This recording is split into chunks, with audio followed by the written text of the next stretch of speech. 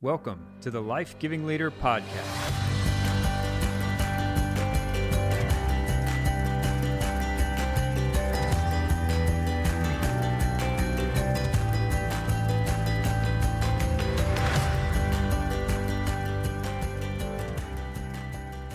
Welcome. Here we go. Episode 1. I know it's going to say episode 2, okay, because we did the trailer. But episode 1, the launch episode of the Life Giving Leader Podcast. I could not be more excited. I'm your host, Tyler Reagan, and this is going to be so fun for me. Over the years, being a part of Catalyst conferences and North Point, I've really had an incredible opportunity to be able to serve and curate space and content for others. And what I really feel like God has been stirring in me for the last couple of years is to finally create some content that I get to put out, that I get to speak to, that I get to enjoy with you, and hopefully we can build a community together as we learn what it means and what it looks like day in and day out to be life-giving leaders. This episode is brought to you by my friends at Retro 8 Films. If you're not telling your story, someone else is, and it's most likely your competitors. My friends at Retro 8 Films have helped guide me and some of the biggest companies on the planet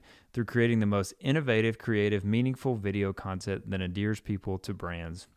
Don't waste any more time or money on video content that doesn't convert and elevate your brand with beautiful films that effectively tell your story. So connect with my friends at retro8films.com to get started.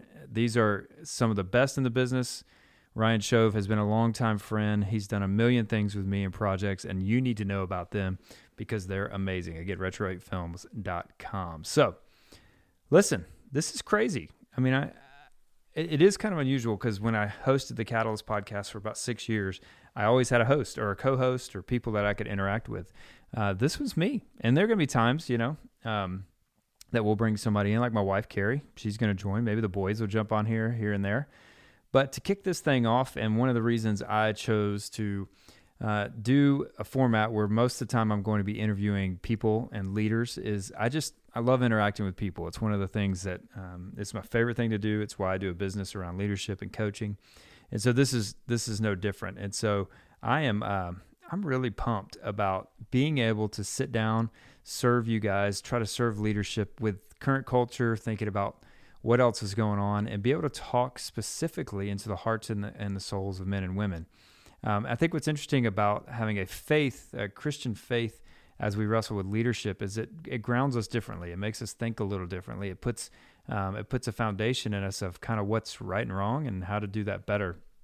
And in my first book, The Life-Giving Leader, obviously, which is named after, one of the things I talk about specifically is that a lot of people aren't life-giving. A lot of leaders, we can all think of bosses we've had that aren't life-giving. And one of the quotes one of the articles I mentioned in there was an Inc. magazine article years ago that said 65% of people would take a new boss over a pay increase. And I remember thinking, oh my gosh, that's why leadership matters. And oh, by the way, that's why this matters so much more even in the church. And so we're going to spend a good bit of time just going, okay, what does it look like if you're an insurance salesman, if you're in education, if you're just if you're trying to figure out how to lead your kids well and bring life to them. All I know is that bringing life to others is what leadership is all about. Being a leader that lifts them up, that encourages them, that raises them up. So one question you'll hear almost in every episode, hopefully, is I'm going to ask these world-renowned leaders, some you've never heard of, leaders, what did they think of when they hear life-giving leader, and what does that seem like to them? So you might ask me, okay, so why now? What are we going to talk about? What is it that you really want to dive into, and why a podcast? Well, one, I like that you can't see me. This lets me just kind of talk and be myself, and I don't feel the pressure to kind of look great on video, which doesn't happen anyway. But what I know about myself and what I know about you is that sometimes we need just a reminder. Sometimes we need somebody, some people, some different folks to speak into our lives. If you're like me at all, I've had moments in life where God didn't just speak to me directly, he spoke to me through someone else. And that's the goal of this, is to listen. We've got people like Jay and Catherine Wolfe. You might know them better from their book, Hope Heals, and their organization. I've got Joe Saxton, who just wrote a book about making sure that we are empowering women to lead and not disempowering them. And Joe's been a longtime friend. And I got to apologize in advance. I'm going to say that a lot, but these people have been friends. And I'm really grateful that I get to share my friends with you. I'm going to base it on this simple principle. When life flows, influence grows. And as we talk about leadership, as we talk about influence, the four things that I really want to hit, you'll hear them woven in throughout these interviews, is faith, family. We're going to talk about creativity. That's a world I've lived in for a long time, and it's all going to be based in leadership. And so that's why I just love the idea of being able to create some content for my friends and create some content with my friends. And so hopefully this will be just the beginning of our friendship, and you'll get to be a part and get to know me a little better as we try to learn what it means to be life-giving leaders. So I'm pretty fired up about a couple upcoming guests next week. Episode 2, even though it says 3 in iTunes, episode 2 is going to be Joe Saxton. Joe is an amazing leader. She has started, she was president, led an organization called 3DM, amazing organization. And then she's been a speaker and communicator, one of the best I know. She's been at Catalyst a bunch of times and has her own podcast. We'll get into that, but you do not want to miss that. We're going to talk about leading as a woman, leading in general. We're going to talk about leading our families and what it means to be the kind of leaders that we believe God's calling us to be. So that's coming up next week. So make sure you check into that. And then finally, before I jump into this episode, I just want to ask you to do me a favor. If this episode and this podcast starts stirring in you, would you rate it for me? And highly, hopefully, but would you rate it? And would you also share about it? Subscribe, share, pass this information along. I'm going to try to bring content, people. I'm going to bring partners, people like Retro 8 Films that could help move you along and your organization and your ministry. So it's just going to be a lot of fun. It's going to be impossible for me not to talk about sports, but this first episode, I'm leaving it alone, especially in this time because there is no sports going on. So we're going to save that. But sometimes we're just going to dive into whatever kind of topics going on, whatever's stirring up in here. And that's the great thing about having your own podcast is you can say what you want. And so here we go. I want to kind of set up this interview by talking about really one of the ways it connected with me. So Jefferson Bethke is married to Alyssa. They have 3 little ones. He got kind of in the public eye about 8 or 9 years ago with a viral YouTube video about how he hated religion, but he loved Jesus. And a young guy, 21, that video has been seen millions and millions of times, and it kind of put him on the map. And then he really started growing in his communication, got married to Alyssa. Next thing I know, they're living in Hawaii. That's not terrible. And he's just become a great author, an incredible communicator. He and his wife, Alyssa, spend a lot of times with family teams. It's a group that they partner with to talk about what healthy families looks like. And they also host the Real Life podcast. And so, again, all this information is in the show notes. You can find out more there. But this episode, we really got into family and how to lead our families well. And I want to encourage you, if you're single and you're going, yeah, I don't have a family, that's just a part of this conversation. But it's also important to listen as a single person about preparing for the future. And if you want to be married, if you want to have kids, hopefully sometimes you're going to hear some of these family conversations and you're going to pick up some things that you can put into play. Here's the truth, though. Sometimes the things that we hear can also really serve us when it comes to our relationships in general, our families in general, not just married with kids. So let's contextualize that a little bit so if it can be helpful for you in that way. We talk a lot about creativity and leadership, and I really loved, we spent a little bit of time on his new book, To Hell with Hustle, and it's awesome. It's just about, okay, what do we do when we feel like we're floating? We don't feel like we're grounded, and I love the way he talks about that. So without further ado, here is my very first Life-Giving Leader podcast with Jefferson Bethke.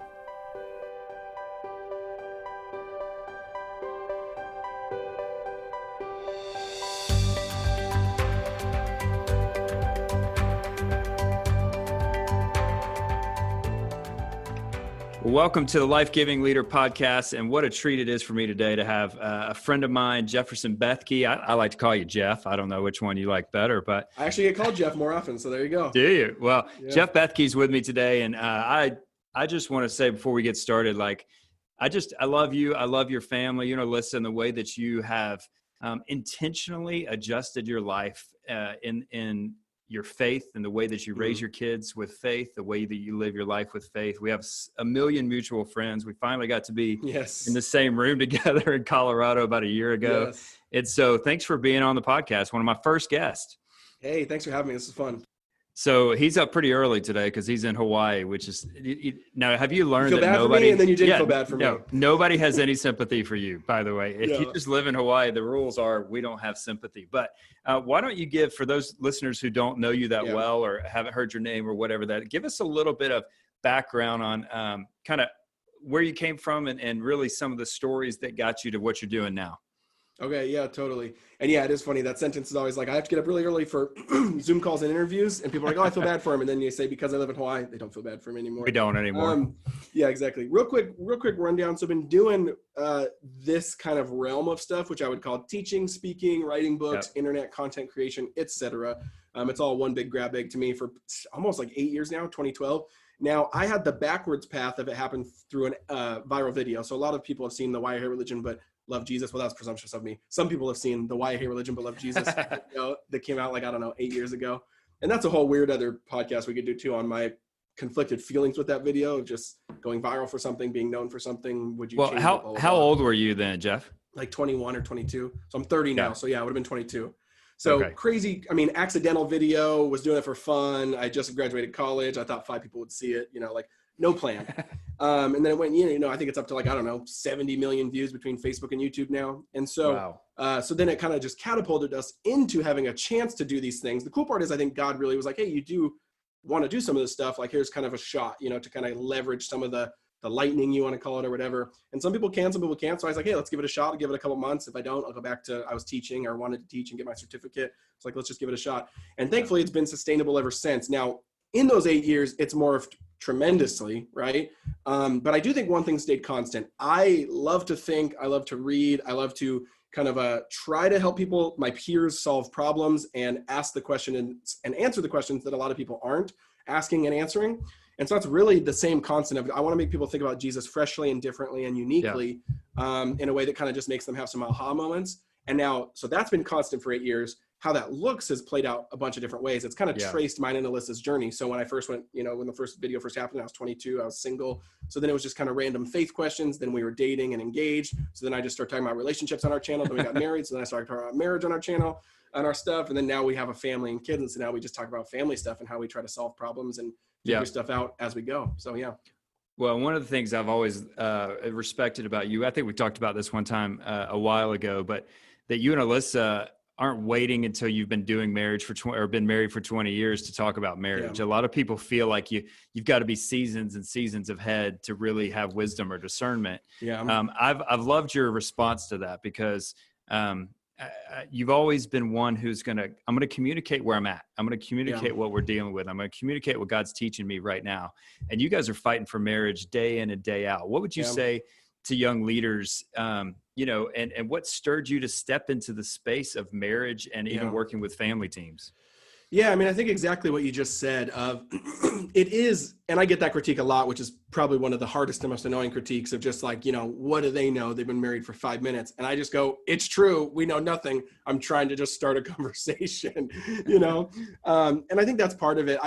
And I guess it came a little bit out of our own personal needs, selfishly. Like we were engaged and married, and we were getting so much wisdom from where wisdom actually belongs, which is older people, seasoned people, veterans, people who have been in the trenches. But there was a disconnect, we felt, of just like, oh yeah, the 60-year-old writing the marriage book doesn't really understand Snapchat or Facebook or things that like actually we engage with that affect our marriage or that like impact our marriage or just that form us, right? Technology, phones, internet, all that stuff. And so I think like that was the disconnect of just like, man, they're kind of like native to our culture, native to our age. And so we just said, can we step in that gap? We don't need to be the seasoned people that are offering answers. The analogy I use a lot too is like, it's kind of like the difference between the Declaration of Independence and the Constitution. So Declaration of Independence was 1776, the Constitution was 1787, right? Yeah. At least the one we have today. So an 11-year gap. And what I talk about there is like, you can kind of, any critique you could use with the whole marriage thing and all that, you know, like you could say the same thing about any of the founders of the country. Like, you don't know what it takes to start a country. Like, you're not seasoned, you know, you're not veteran. I think Hamilton was like 19 maybe in 1776. Wow. Yep. I have to do the math. Yep. So like same critiques, right? Like, you guys don't know how to start a country. You haven't started countries before, you know, you haven't written books on countries, and you're not 50, you know? But they weren't trying to write a constitution in 1776. What they were trying to do in 1776 is say, we know what we don't want and we know what's wrong. And so we're going to figure that out. We believe we're going to step out and we're going to do something better. There's a better way. And that's, I think, all me and Alyssa are trying to do with every stage we're in, of just like, hey, we believe the Western vision of family is predominantly and inherently has some challenges and some roadblocks. We predominantly believe that about marriage. We predominantly believe that about, you know, go farther back. And maybe in 1787, we might write a book on, you know, the actual Constitution. Here's the rules. Here's how it actually happens. But I think right now we're just kind of declaring like, hey, we're declaring independence right now. And we want to kind of look at things and say, is there something wrong here? So that's what I would say. So as we're recording right now, Jeff, is we're dealing with coronavirus and everybody's staying home. It's really nothing. It's unprecedented for real. None of us have ever experienced it, probably never experienced it again, something like this. Who knows? What's one or two things that you would say to married couples while all the kids are in the house? Like, we're not getting date nights. We're not having these opportunities we used to take. What's one or two things that you would say to married couples who are walking through this really interesting season of staying at home? Yeah, that's a hard one. I mean, I can only speak for us personally, and hopefully it'll be encouraging. But first of all, I don't know if people have seen the data, but like, this is seriously traumatic on marriages. I mean, China's three-ish months ahead of us. So there's already sociologists and researchers looking at China in regards to marriage and stuff like this. And the divorce rate is just going through the roof in China for exactly what you just said. Like, it's not, you know, everyone was making the joke in the beginning of it'll be the opposite, more date nights, more sex, more, it's like, it's the opposite. China's literally like, everyone's spending 100 hours a week with each other and going, we hate each other. We don't like each other. We don't want to be together.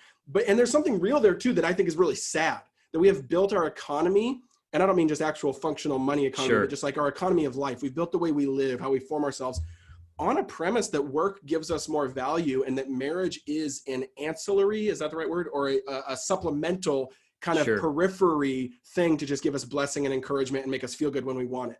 Rather than like, no, this is the center thing. And so I think God is calling us to return home in this moment. I don't mean actually physically. We'll go back out to our jobs later, hopefully, when things go back to normal. I think God's calling our hearts to return home, to return to like the marriage and the family is the center, if you are married and if you have a family, of your life. God is called, like, I am predominantly a husband and a father who works, not a worker who then has, like, you know, a supplemental thing of being a father and a husband.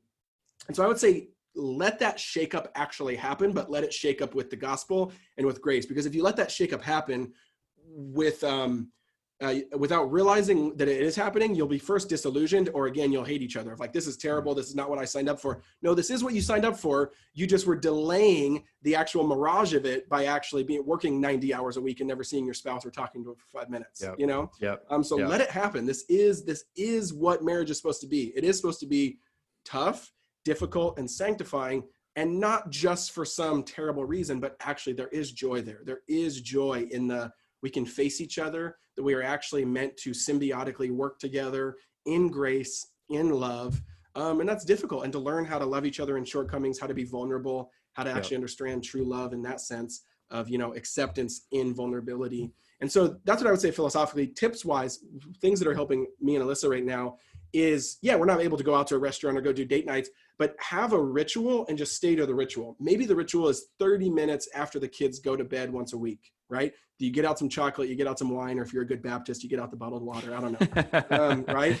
Just like, kind of like make a moment is what I'm saying. Make a moment, hold to that moment, and ask each other really, really good questions. One really good question that me and Alyssa ask, and Alyssa together is Alaska.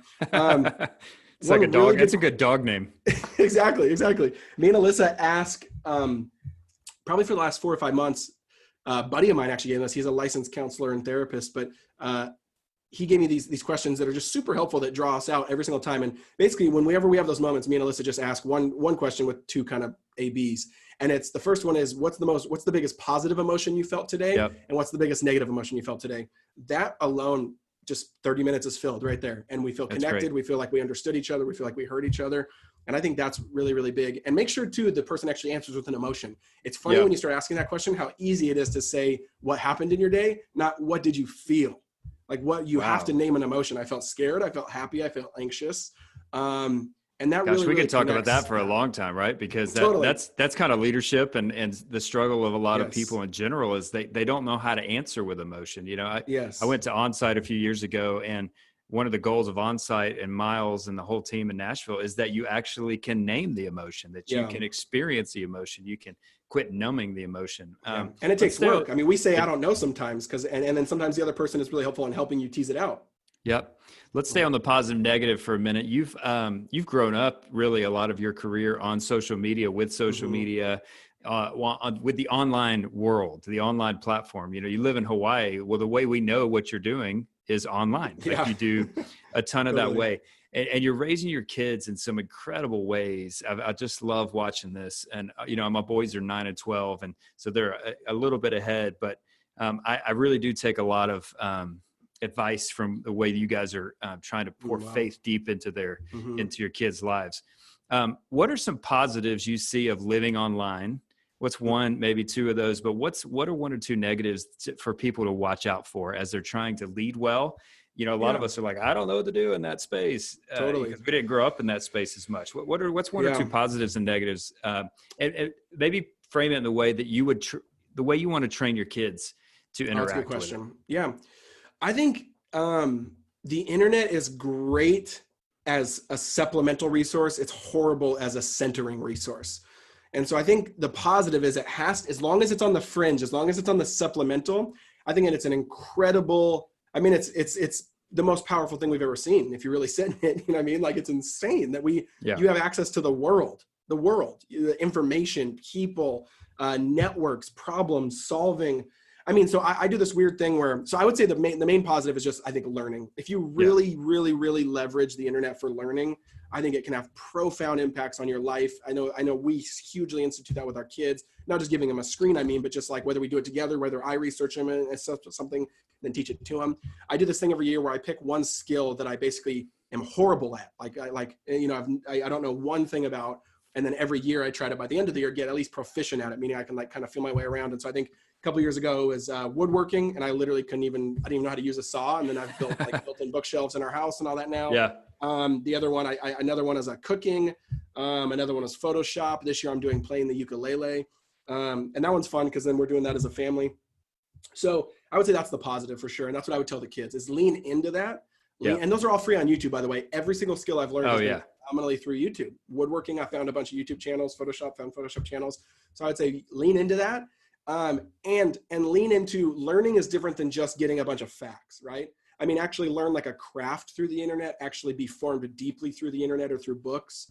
Basically use the internet as a portal to get actual real people or real resources, not just a bunch of information and facts. Because then that leads to the negative. So the negative, I think, is the internet is forming us. I think one thing we really don't realize in Christian spirituality, or at least Western Protestant Christian spirituality, is we are formed by just everything we do. We are liturgical creatures, right? Now we think liturgy is Catholics or maybe the Anglicans, or something like that, kind of high church, but liturgy is just life, right? Yeah. Liturgy is just doing things in a repetitive process that will slowly and in a small way, but over a long period of time in a huge way, form you. And so I say that of like, the internet deeply is forming us in a really bad way. And so, Psalms talks about you are what you worship. And I don't think we realize like we are becoming like the internet and social media and news feeds in our phones because we're worshiping it. We're giving it our affections. We're giving it our time in the day. So it's not a coincidence, that, you go to the news feed and it's like, fragmented, it's quick, it's split, it's divided, it's anxious, it's speedy. Now, all those words would describe our heart. Right? Yeah. So it's exactly like, because we're being formed into the image of whatever we give our daily habits and rituals to, right? In a small micro way. I almost call them micro rituals. Whatever your micro rituals are is who he becomes in a decade, almost guaranteed. Meaning the things you do in like kind of fragmented minutes over a decade, that is exactly who he will be. Totally. And it adds up. And so same thing with, like if the phone is the first thing you pick up in the morning, and if it's even in your bedroom, that probably will shape you in a particular way. I know it shaped me in those seasons. And so we have to make rules and boundaries and all that. So I would say positive and negative are almost similar. Yeah. But that's what I'd say. Well, and what I love is this a great move into your last book that came out, To Hell with Hustle. It seems like all of this stuff stirring in your heart. I don't know where to stop. I think one of the things somebody's asked me recently with the COVID-19 stuff is, I feel, you and I were talking before we recorded, we feel like we're working harder than we have in a long time, only because one reality is there's no office hours right now. Everybody's having to do this. Those of us that have done this for a while, work on our own, we understand how to close it and shut it down. Right now we're working for clients and organizations that they're all new to this. So it's really like constant. But I love one of the things you say in the very beginning, and I want you to talk a little bit about this, because I think every leader has felt like this. You said it was as if we were trying to build a life on the moon. If you've seen the famous video of Neil Armstrong landing on the moon, you know that when you're on the moon, you're ungrounded. There's no gravity holding you down. You kind of float around, and the danger is you're not tethered to anything. You'll float off into space indefinitely. That was you describing a season of life where it was almost like you were saying yes to everything. Talk about, give us a little more about that season and where this book came from, but also what are one or two things for those of us who may feel like that right now that we can do to kind of shake out of it a little bit and reground ourselves. Totally. Yeah. And I talk about that in the first chapter of the book. If that was a season 4 or 5 years ago now, where just saying yes to every speaking event, saying, yes to every opportunity, not really having not letting our family's clear vision dictate our yes and our no's. It was more letting everyone else's. Because here's the thing, if you don't know how to say no, then you're basically just saying a yes to everyone else's vision. You will have, if you that's all you are. You're just basically serving everyone else's vision and never your own if you don't know how to say no. Because almost every single person's ask is their vision. And there's a lot of yeses. Like I want to say yes to a lot of people's visions, not just my own. But you have to understand that's what it is. And I don't know if you ever read Lisa Turkhurst's book, The Best Yes, but it's that same concept that your best yes is no most of the time. Exactly. And they are connected. Exactly. So I would say, I would say that. And then a couple, first of all, work through that, think about that, process that if you have a spouse or if it is a team at work or church. I think that's a really helpful thing to even think about too, of like, where am I at in this framework? Do I know how to say yes? Do I know how to say no? Am I casting a vision, et cetera? One thing though, to really anchor, like that section you read, to like anchor you down, because I think that's really important to start living a flourishing existence versus a chaotic or anxious existence. You have to learn how to anchor and tether yourself to things. Now, we kind of have this framework in our family. So, I mean, we didn't make it up. It's scriptural. Plenty of people have thought of this, but just like we operate on this context of the daily, weekly, yearly kind of rhythms. We use this word rhythms for kind of similar to rituals. And you have to have kind of things in each of those for different purposes. So I'm not going to, for time's sake, I won't explain them all, but for like the daily example, you have to have a metaphor for all of them. And so like the daily, we call daily rituals oxygen, right? Like no one takes a breath and then says, oh my goodness, that was the best thing I've ever done in my life. Right.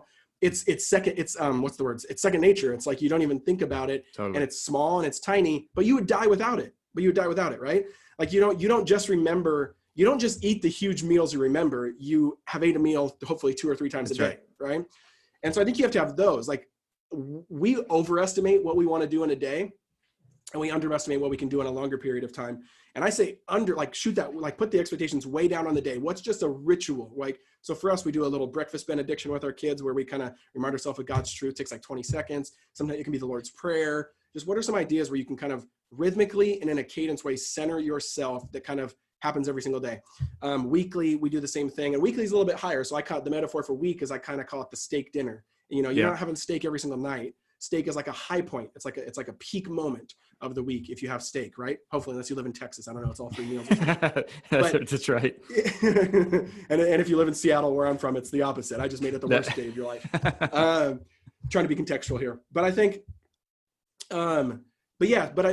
so for us, that's Sabbath. So we take we've practiced Sabbath for 5, 6, 7 years now. And we kind of kick it off with a Friday night dinner. And we see Sabbath not as some weird religious thing or some, veg out, don't move thing, but actually like a party. What would it look like once a week to throw a 24-hour party that is centering on trying to give your life, to make your life life-giving and to just give you rest? What are things that give us life, and how can we put those into the week once a week and not just doing them when we feel like it, but doing them kind of like when we get to that day, and it always replenishes and renews. So having a couple of those, I think, really radically changes your leadership and how you kind of keep gas in the tank. I love that. And that's a great, again, my first book, The Life-Giving Leader, is what this podcast is titled out of. When you hear that phrase, a life-giving leader, what's one or two characteristics that come to mind for you? When I hear life-giving leader, I think of this phrase that's kind of buzzing around lately too, but I think I love is non-anxious presence. I think, a life-giving leader is someone, I forget where that came from, but I think it's like a sociologist or a spiritual formations guy or something, but like that the point of spiritual formation is to get you to be a non-anxious presence or a person of love. That's good. And when I think of a life-giving leader, the people that are life-giving are the people that are non-anxious presences. They're people that are so filled, so anchored, so tethered that they're not demanding, grabbing, or culling for anything, but they're only bleeding out naturally grace, truth, everyone knows those people intangibly. Like I know multiple people I can think of in my head right now. I'm just like, oh, when I'm in their presence, it speaks. It just is soft. It calms me down. It's encouraging, and maybe they're more high energy, but it's still such a balm of truth or whatever. So I would say that's probably one thing I think of. I love that space and allowing Jesus to form you into that person because he was the true ultimate non-anxious presence. That's right. Is really powerful. So I want to ask you one other kind of more in-depth question, then a couple quick lightning questions if you're good with time. Yeah. So, but I would describe you as a creative and an artist. Obviously a communicator and a writer, but writing is an art. I agree. Yeah. Your spoken word videos early on show just kind of your bent in the creative space, and I love describing creative in every different way we can look at it, so that people quit putting that in a different box. But how have you? I love the whimsy look of your website. All those elements of the way that you do these things. How have you been able to foster your creative side while running your own business, like and doing the quote unquote pay the bills? Totally. That's a good question. And yeah, I do. I love design. I love aesthetic. I love video. I love all that stuff. It's like that stuff actually geeks me out. And that's my favorite part of the work more than sometimes the slogging away of trying to, have another devotional to write or something, Right. That's a good question. I think for me, I would say there's a lot of different ways, but I would say the thing that consistently over 6, 7, 8 years has always kept me filled up and staying at least semi-creative is reading. I think you gotta be having input if you can, or else you won't have output, Yeah.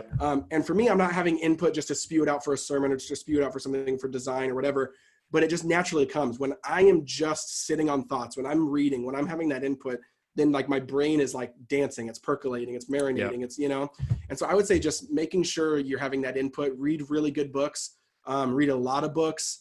I mean, I probably read over 100 books a year, and I don't say that to be prideful. I actually say that because people need to do the math. That's not like it. Whenever I say that, people are like, oh, that's so much. Literally, if you read about 30 minutes a day, this is how much we're on our phones, by the way.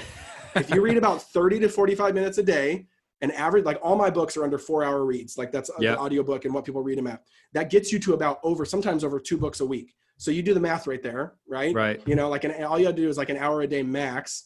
And you're getting that's 120 books a year. So it's like that's just great. Barely read back to the micro rituals, read a little bit every single day. So I read probably 20 to 25 minutes in the morning, 20, 25 minutes at night. That's an hour. That's 120 books if I'm doing it every day, which I'm not. Are you listening to books as well? Or most of the time are you I don't listen to many. I read, I'm a physical guy where I like the physical copy or Kindle, but I'll do audiobooks when I'm woodworking or when I'm doing something else or when I'm on a walk or something, just to redeem that time.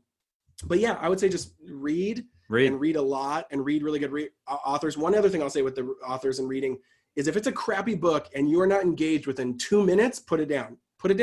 Like there's endless possibilities. There's endless possibilities. Why would you, I only want to read 10 out of 10 books. So even if it's a 9 out of 10, I'm like, I'm moving on. I want to read the best of the best. Dang, now I got a lot of pressure for book 2. Shoot. I got to go rewrite that intro. I say that advice too, and then a lot of people are like probably putting down my book right now. Yeah, I just finished all the edits for book 2, and it's like how your brain's like, so I can't even think about it right now. Like it's like, yes. No, I'm exactly like that, and I'm just about to start writing my next book in a couple of weeks. Yep. And so I mean, hopefully people don't take that. Hopefully they only want my book to be a 4 out of 10 or above. Yeah, but if it's 10 out of 10, put it down. Yeah. All right. So a couple quick lightning questions. Here we go. Okay. Best marriage advice you've ever been given?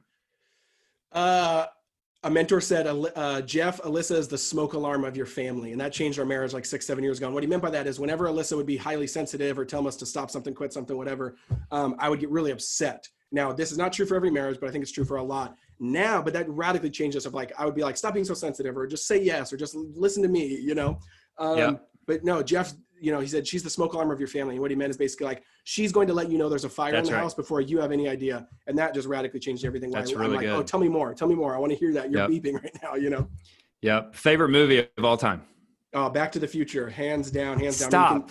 Can you see it? Here, let me see if I can move the camera. Can you see it? There's the poster right back there. Get out of here. But there's Marty and Doc back there. I mean, you go into our living room too, and I got like action figures, the Lego sets. I love it.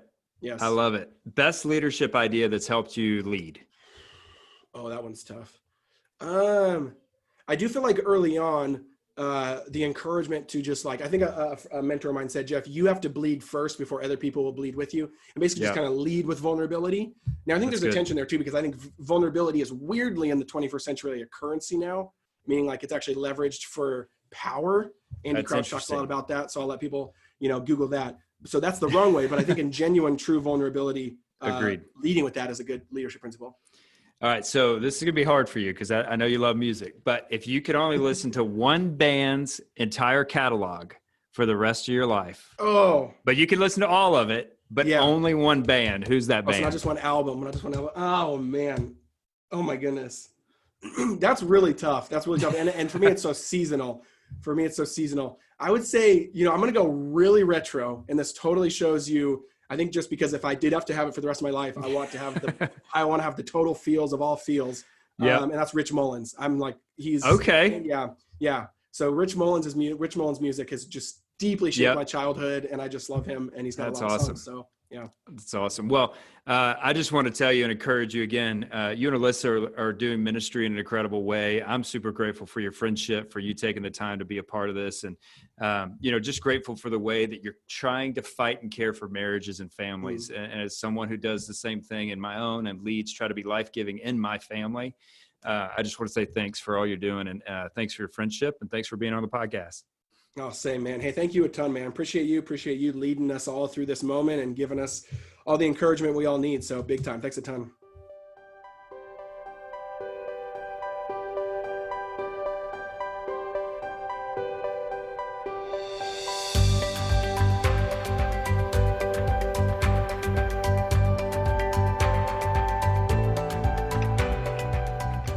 So fun. Way to go, Jefferson. Are you kidding me? I call him Jeff. Jefferson seems more official, but it works. What a great person. I just love his energy. I love his hopefulness. I love the way he's fighting to put some principles and some love deep down in the hearts of his children. I love how he's fighting for his marriage, and I love how he's fighting to be a great leader and to serve the leaders around him. And again, if you want to connect with Jeff, you can go to Jeff and Alyssa, spell out and, ALYSSA.com, jeffandalyssa.com. You can listen and subscribe to their podcast, the Real Life Podcast. You can pick up his books anywhere books are sold. And then at Jefferson Bethke on Instagram and the social medias.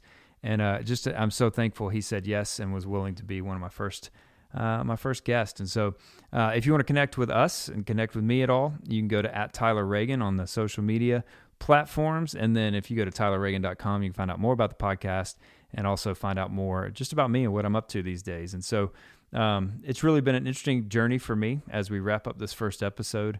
I'm just grateful that you took the time to listen. And if you're listening at this point, then I'm really grateful for you. As Andy Stanley always said, leaders stay to the end. And I don't usually stay to the end, so I'm really grateful that you did.